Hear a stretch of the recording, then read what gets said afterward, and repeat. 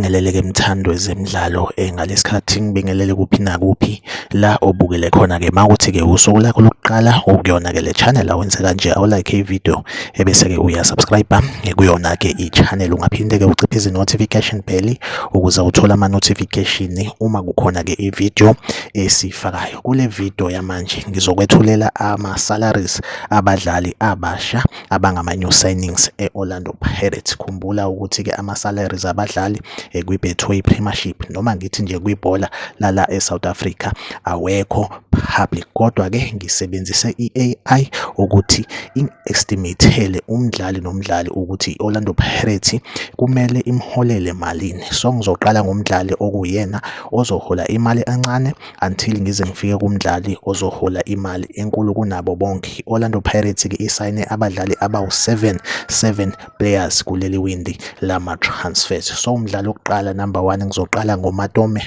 Molai osuka kwi-Leicester City FC, yena ke uzohola u60,000 njalo ngenyanga.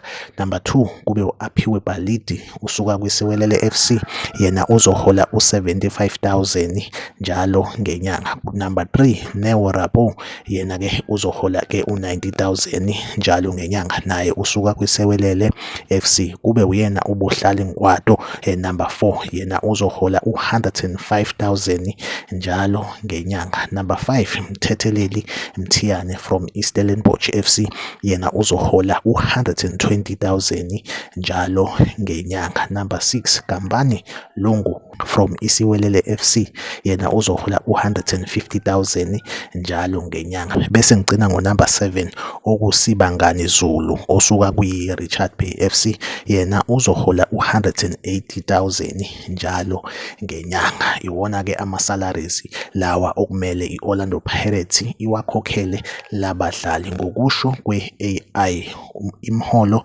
yabadlali kwi-Betway Premiership ayidisclosiwe public, kodwa ngisebenzise i-AI ukuthi estimatele umdlali ngamunye ukuthi kumele ahole malini kwi-Orlando Pirates. Like i-video, subscribe kwi-channel, uphinde ubhale kwi-comment section ungitshele ukuthi wena ubona kanjani. Mina nawe ngizohlezi ngikhona la, ikakhulukazi ngulethela ke ama-transfer news nama-transfer rumors kwi-Betway Premiership. Okwamanje ke i-video yethu asibambe la, nisale kahle.